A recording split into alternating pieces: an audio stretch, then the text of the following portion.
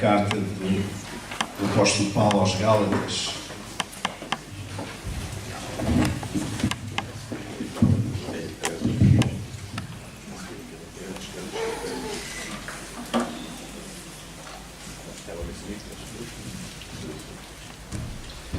Vamos ler aqui apenas 3 versículos.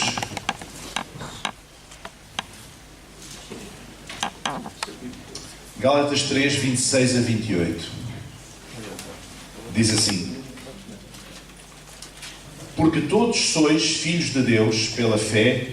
Repita comigo. Porque todos sois filhos de Deus pela fé em Cristo Jesus. Porque todos quantos fostes batizados em Cristo, já vos revestistes de Cristo. Nisto não há judeu nem grego, servo nem livre, macho nem fêmea, porque todos sois vós, portanto, todos vós sois um em Cristo Jesus. Amém. Podem sentar. Como sabem, esta semana falou-se muito, a propósito do Dia Internacional da Mulher, falou-se muito da condição feminina, da igualdade de género, etc. E eu estive na Amadora a convite da Câmara da Amadora e da Universidade para falar lá num colóquio com outras pessoas ligadas a várias religiões, falar sobre a questão de se a religião era um obstáculo ou um contributo para a igualdade de género, no sentido de direitos, não é? E eu queria começar por esclarecer aqui uma coisa. Quando se fala em igualdade de género, para mim, isso significa igualdade de dignidade e de direitos. Mas não significa igualdade. Homem e mulher serão sempre diferentes. O homem é uma coisa, uma mulher é outra coisa. São ambos seres humanos, são ambos pessoas, ambos estão no mesmo patamar de dignidade, igualzinho.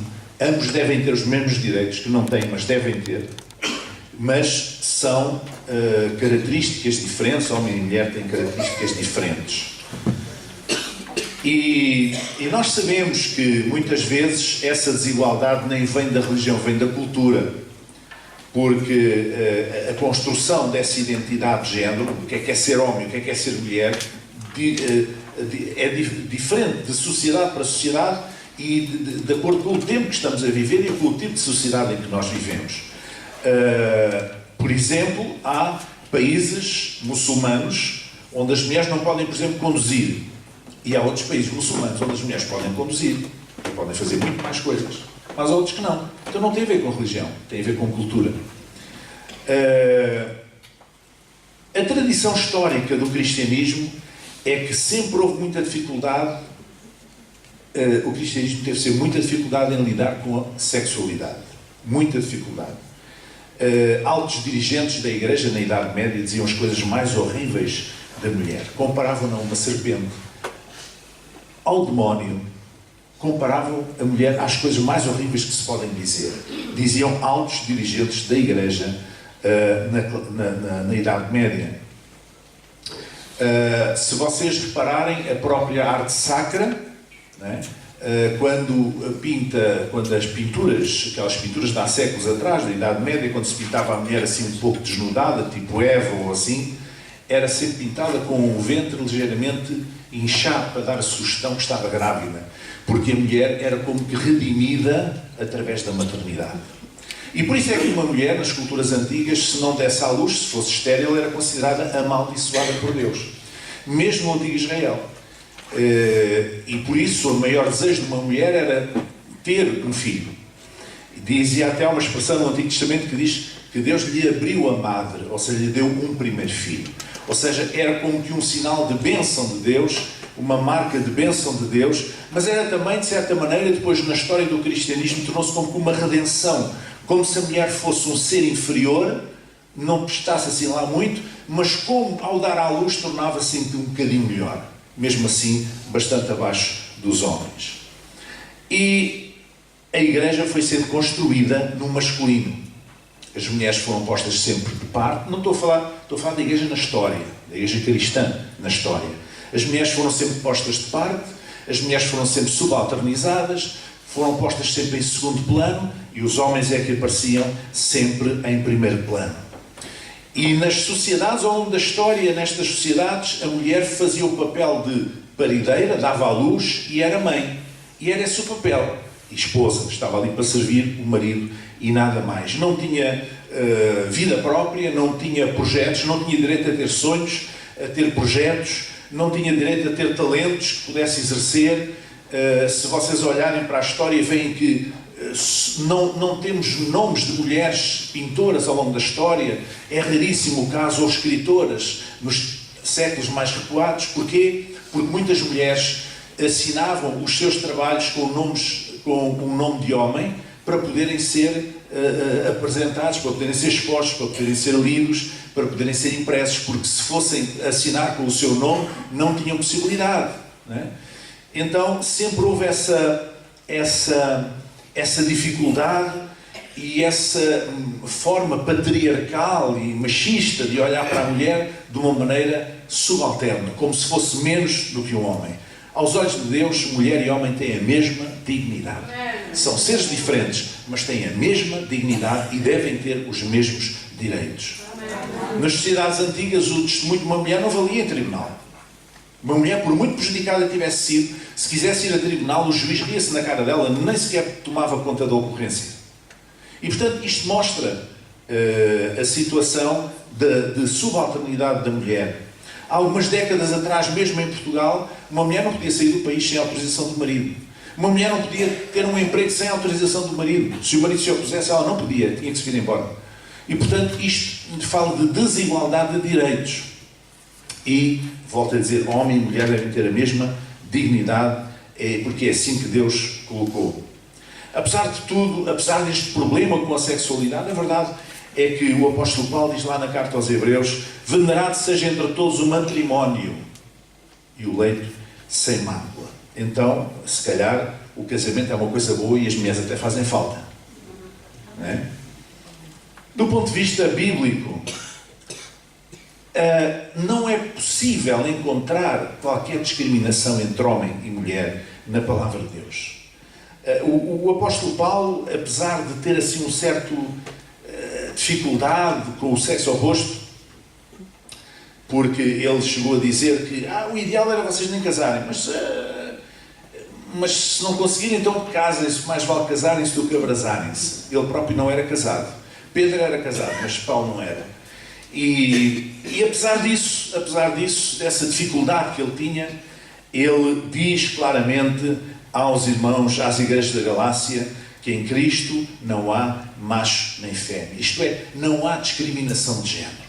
Assim como não há discriminação social, não há servo ou escravo nem livre, assim como não há discriminação religiosa, não há judeu nem grego ou gentil, também não há discriminação entre homem e mulher.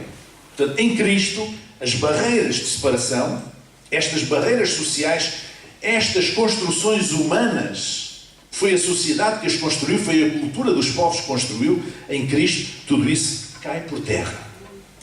Porque em Cristo estamos todos no mesmo patamar de dignidade e de direitos. Atos diz que Deus não faz acepção de pessoas, isto é, discriminação de pessoas. E as mulheres, que eu saiba, são pessoas. Os homens também. Mas somos todos pessoas, não é? Portanto, se Deus não faz discriminação de pessoas, não podes fazer discriminação entre homem e mulher.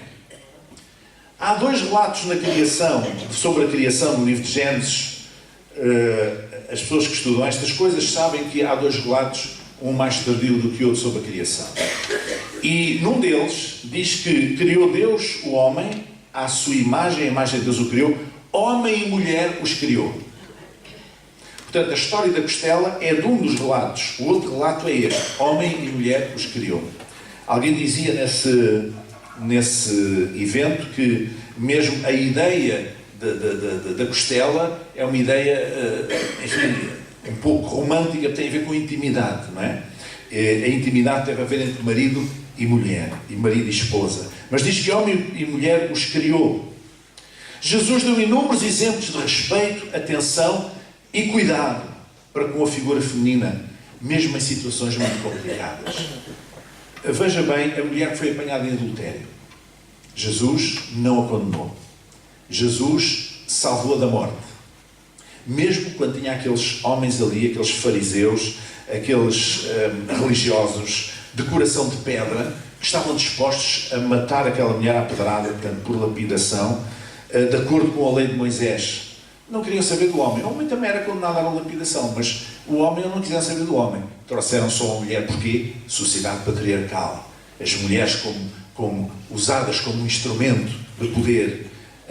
E aquilo que eles pretendiam era que Jesus pudesse dizer alguma coisa que fosse contra a lei, mas ele teve a sabedoria suficiente para não dizer nada contra a lei de Moisés, contra a lei que Deus tinha dado ao antigo Israel, mas ele fez como que virou um espelho para com aqueles homens, e quando ele disse: aquele que estiver sem pecado seja o primeiro a tirar a primeira pedra, e diz que eles saíram de fininho, não é? Porque eles sabiam que eram pecadores. Esta coisa de achar que uns são mais pecadores do que outros dá muita vontade de rir, porque todos são pecadores. Uns falham numas coisas, outros falham noutras. Não há aqui ninguém santo, não há santarrões. Isso não existe. Nós precisamos todos do perdão de Deus, nós precisamos todos da comunhão com Deus, nós precisamos todos da graça de Deus a cada momento da nossa vida. E uns não são mais do que os outros. Mas Jesus teve esta dificuldade, a situações difíceis com mulheres em que Ele estendeu a sua mão. Veja o caso da samaritana. Uma mulher que de má fama, que já tinha sido casada 5 vezes e agora estava com um homem que nem era marido dela. Portanto, uma mulher que não tinha uma grande reputação. E em Israel e nas sociedades antigas, no Médio Oriente, não era normal um homem que não fosse casado ou irmão de uma mulher estar sozinho com ela num sítio ermo. O poço de Sicar ficava fora da cidade de Samaria. Era um sítio de passagem, mas era um sítio ermo. E ele encontrou-se com aquela mulher, a sós, correndo o risco de ser olhado, de ser criticado, de ser acusado, de ser difamado. Ele não quis saber. Ele correu o risco. Tanto é que os discípulos que tinham ido à cidade comprar mantimentos, quando voltaram, diz que ficaram admirados de ver Jesus a falar com aquela mulher, sozinhos, junto ao poço. Mas Jesus sabia que aquela mulher precisava dele. Precisava da sua intervenção. E Jesus usou aquela mulher como uma verdadeira missionária. Porque depois deste encontro, aquela mulher correu para a cidade e foi dizer a toda a gente que tinha encontrado um Messias. Aquela mulher começou por perceber que Jesus era um profeta. E depois correu para a cidade e foi evangelizar os homens e as mulheres de Samaria para que viessem ouvir Jesus. Uma mulher de mau porte que Jesus recuperou e tornou-a uma evangelista. Mas temos o caso da mulher sirofenícia. Temos o caso da mulher que tinha a hemorragia que tocou em Jesus. Nós às vezes lemos isto e não temos a noção da gravidade e da profundidade que isto tem. Segundo a lei de Moisés, uma parte da lei era a chamada lei cerimonial. Então uma pessoa, em várias circunstâncias da vida, que são normais, poderia ficar impedida de tocar noutra pessoa. Ou seja, era considerada, segundo a lei, impura, cerimonialmente impura. E não podia fazer determinadas coisas. E, inclusive, não podia tocar em alguém, porque se tocasse em alguém, esse alguém ficaria impuro também, do ponto de vista cerimonial. Era a lei que o dizia. Ora, quem tivesse uma hemorragia estava nesta classificação. Qualquer pessoa que tivesse uma hemorragia não podia tocar noutra, porque ambas ficariam impuras, segundo a lei de Moisés, do ponto de vista não podiam ir ao templo, não podiam adorar a Deus, digamos assim, de acordo com os ritos judaicos. E Jesus não se importou, porque Ele tudo sabe e tudo conhece. E atrás dele, nas costas dele, veio uma mulher que sofria há muitos anos de uma hemorragia, né? E tinha andado por tudo quanto era médicos e não tinha conseguido resolver. E ao saber que Jesus estava ali, ela encheu-se de esperança. E acreditou: este homem tem andado a fazer o bem, ele ressuscita mortos, ele cura leprosos, ele faz isto, ele faz aquilo. Porque é que ele não pode curar esta hemorragia que eu tenho? Aquela mulher devia estar anémica, devia estar com muitas dificuldades de saúde. E ela foi por trás, Jesus apertava uma multidão, e ela foi por trás e conseguiu tocar na orla das suas vestes. Na ponta das suas vestes. E Jesus podia ter ficado calado. Ele sabia, esta mulher, pronto, então eu libertei virtude e ela está curada. Mas é melhor não fazer muitas ondas, senão eles vêm dizer que eu fiquei impuro. Porque ela tocou-me e ela tinha uma hemorragia quando me tocou. Mas não, ele fez exatamente o contrário. Ele estava-se a borrifar para as questões religiosas, para os preceitos religiosos. Ele estava-se a borrifar. Ele disse: quem é que me tocou? E os discípulos: oh senhor, quem é que te tocou? Estamos aqui todos aos encontrões, está aqui cheio de gente. Quem é que te tocou? Mas eu sei que alguém me tocou de uma maneira especial. E aquela mulher, sentiu-se apanhada, digamos assim, ela confessou. E foi um testemunho para aquela gente. Jesus, em condições normais, um judeu em condições normais, não poderia deixar-se tocar por alguém que tivesse uma hemorragia. E Jesus fez. Então Jesus deu inúmeros exemplos de respeito, atenção e cuidado para com a figura da mulher.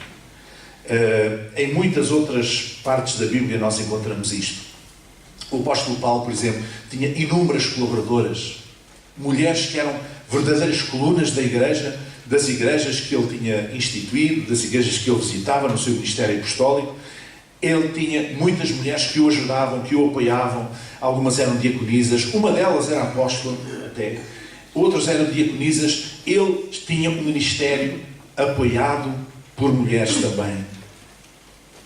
E sabe, diz aqui que todos quantos fostes batizados em Cristo, já vos revestistes de Cristo.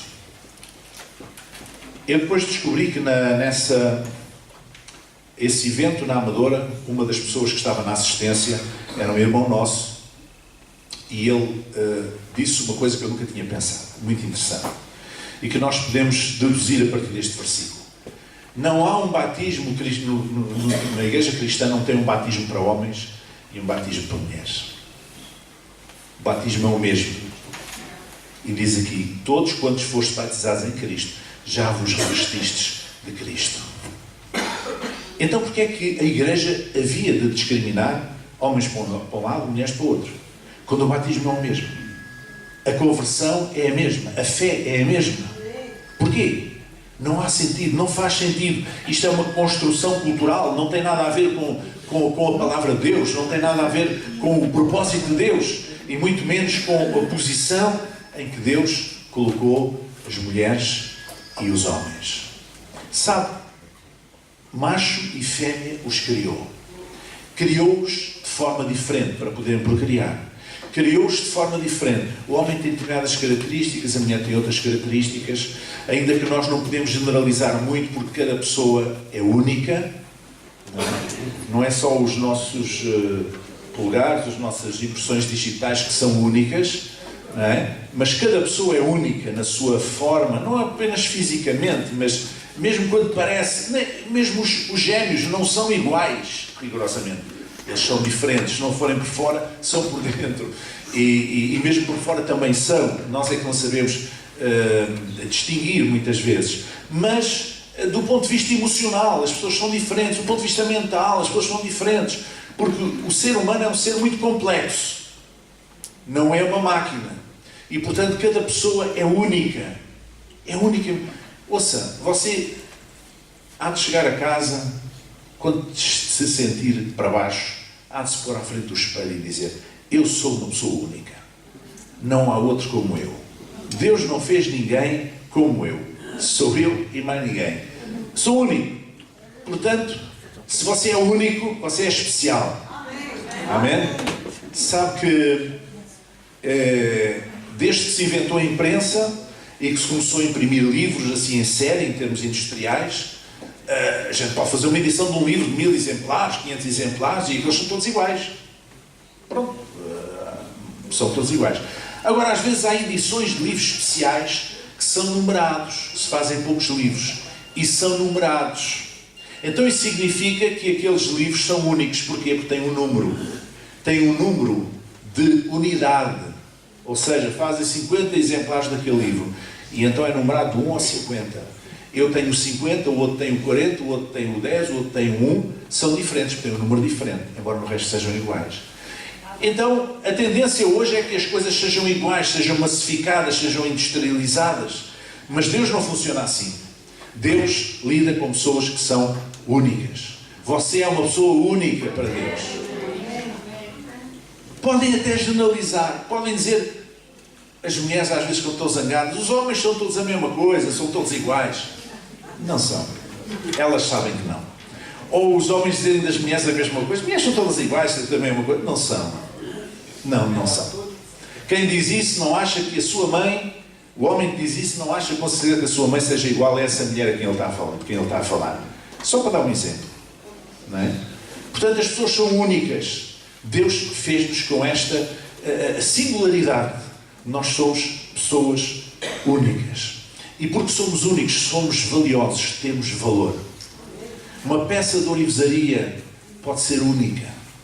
Uma peça de porcelana trabalhada pode ser única. Uma escultura pode ser única. Um quadro de um grande artista será único. Pode-se fazer imitações, falsificações, reproduções, mas o quadro em si é o único. Você é um quadro que Deus fez. Único. Amém? E não importa se é homem ou se é mulher, porque para Deus o valor é exatamente o mesmo. Exatamente o mesmo. Depois os homens inventaram muitos argumentos para querer justificar dentro da igreja que as mulheres estejam numa posição de inferioridade. Por exemplo, disseram assim, Jesus chamou 12 apóstolos, foi tudo homens. Pois havia de ser bonito, eles chamaram meia dúzia de homens e meia dúzia de mulheres para andarem de terra em terra, sozinhos por ali. Naquele tempo havia de ser lindo. O que é que haviam de dizer? Já viram bem? Quando um homem não podia estar com uma mulher que não fosse irmão ou pai, laços familiares. Agora imaginem o que é que era Jesus com meia dúzia de homens e mulheres andar de terra em terra. Havia de ser lindo. Claro que tinham que ser homens. Estávamos numa sociedade patriarcal. Não é? E portanto todas estas desculpas de mal pagador, desculpas farrapadas existem para tapar o sol com a peneira. A mulher tem a mesma dignidade perante Deus do homem. E por isso nós que pregamos a palavra de Deus e anunciamos a palavra de Deus devemos dizer isso bem alto. A mulher tem a mesma dignidade e portanto deve ter os mesmos direitos, tem a mesma dignidade perante Deus e deve ter os mesmos direitos. A minha conclusão nesse evento foi dizer que o contributo histórico do cristianismo muitas vezes tem sido um obstáculo para a igualdade de género. Mas a essência da fé cristã, as Escrituras, e nós, protestantes evangélicos, nós centramos, nós baseamos na palavra de Deus como única regra de fé e conduta que nós reconhecemos. A palavra de Deus é palavra de Deus, olhamos para a Bíblia como a palavra de Deus, e por isso a essência da fé cristã, que vem da revelação deste livro, que é a palavra de Deus, não permite fazer discriminação. Pelo contrário, a essência da fé cristã é um fundamento para a igualdade de género. É um fundamento para colocar os homens e as mulheres no mesmo patamar de dignidade. Veja que foi o cristianismo que o fez. Só quando o cristianismo começou a ficar desvirtuado pela cultura, pelas culturas dos povos, é que começou a haver discriminação entre homem e mulher, porque na essência a palavra de Deus mostra que há uma igualdade. Sabe que no dia de Pentecostes, aqueles 120 que estavam lá e que receberam aquelas línguas de fogo, está a ver? No dia de Pentecostes em Jerusalém, 120, o que é que a Bíblia diz? Diz que eram 120 homens e mulheres. Mas logo a seguir, o apóstolo Pedro levanta-se e faz aquele sermão fantástico e fala só para os homens. Varões e irmãos, estragou tudo. Não, temos que compreender dentro do contexto. Um homem não se dirigia nunca a mulheres, dirigia-se aos homens. Diz varões e irmãos, mas estavam lá 120 homens e mulheres. Portanto, a essência da fé cristã Ela é um grande fundamento para a igualdade de género, para a dignidade da mulher, ao nível do homem. As mulheres também não são mais que os homens, hein? Às vezes ouve-se aí dizer, e tal, os homens são os totosos atrasadinhos, ou se fossem as mulheres a mandar nisto, isto é... Porque isto também é o reverso da medalha, não é? Não, a dignidade perante Deus é a mesma. O Evangelho mostra essa dignidade. Jesus lidou... Ouça, quando você tem dúvidas sobre alguma coisa na fé, olhe para a figura de Jesus, olhe para o exemplo de Jesus, olhe para as palavras de Jesus, olhe para aquilo que Jesus fez, aquilo que Jesus disse. Quando eu tenho dúvidas sobre alguma coisa, é exatamente isso que eu faço. Não estou preocupado se este grande líder disse isto, se o outro disse aquilo, eu não quero saber nada disso. A maior parte disso são opiniões. Mas eu olho para a figura de Jesus porque eu sou cristão. Eu não sou discípulo deste nem daquele, eu sou discípulo de Jesus. Sou cristão. Interessa-me saber como é que Jesus tratou as mulheres. Interessa-me saber como é que Jesus lidou com esta situação e com aquela e com a outra. Como é que ele falou, como é que ele agiu, o que é que ele fez. Isso é que é a referência da minha vida. Isso é que deve ser a referência da nossa vida. Por isso o Evangelho dignifica a mulher. Jesus dignificou as mulheres. E eu compreendo que muitas vezes as mulheres tiveram que lutar para alcançar direitos. Eu compreendo. No princípio deste século, as mulheres não votavam. Na Idade Média, punha-se em causa se as mulheres tinham alma. E até se eram pessoas, se podiam ser consideradas pessoas. Portanto, já não estamos nesses tempos. Na cabeça de alguns, talvez, mas em princípio já não estamos nesses tempos. Estamos num tempo em que todos devemos respeito uns aos outros. Vocês sabem que em Portugal ainda continuam as mulheres ganham 30% em regra, ou quase 30% abaixo dos homens. Porquê? Pergunto porquê? Por causa da cultura. Não me digam que é por causa do Evangelho. Porque Jesus não faria tal coisa. Ele tratou-os com a mesma dignidade. Embora inserido numa sociedade patriarcal com padrões culturais muito fortes. Mas ele foi muito avançado para o seu tempo e correu muitos riscos, como nós vemos nestes exemplos. Porquê? Por causa dele achar que as mulheres tinham a mesma dignidade dos homens. E São Paulo vem dizer depois, o apóstolo Paulo, em Cristo não há macho nem fêmea.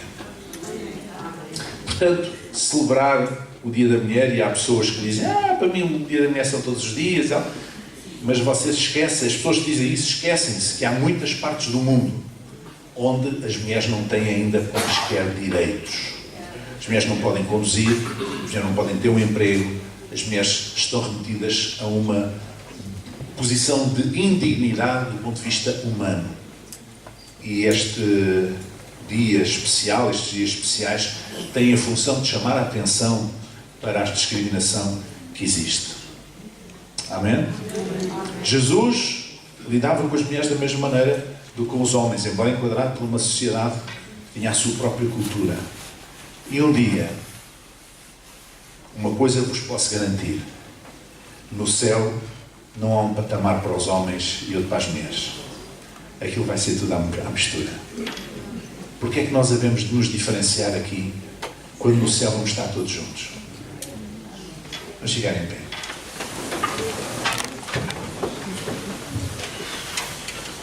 Senhor nosso Deus e Pai, nós te agradecemos pela Tua Palavra, Senhor. Ajuda-nos a abrir os nossos olhos para entender, Senhor, que verdadeiramente o Teu propósito, Senhor, tem sido desvirtuado muitas vezes em muitas coisas, e também nesta matéria da discriminação de género entre homem e mulher, Senhor. Senhor, oramos para que possas perdoar os nossos pecados, Senhor, nessa matéria, Senhor. E nos possas dar a graça e a sabedoria para lidar com homens e mulheres da mesma maneira, do ponto de vista da mesma dignidade, Senhor. Porque sabemos que têm a mesma dignidade perante Ti, Senhor, e devem ter os mesmos direitos, Pai. Em nome de Jesus, dá-nos a Tua graça para podermos ver com os Teus olhos, com os olhos de Jesus, Senhor, e podemos fazer a mesma coisa que Jesus fez, ou seja, passar por cima, muitas vezes, de preceitos culturais e sociais, Senhor, porque havia pessoas em sofrimento que precisavam de uma palavra de esperança, precisavam de salvação, precisavam, Senhor, de conversão, precisavam de uma luz de esperança na sua vida, que nós possamos fazer assim, que nós como igreja possamos fazer assim também, que essa seja a nossa prática e a nossa palavra, Pai. Em nome de Jesus, que assim seja. Amém.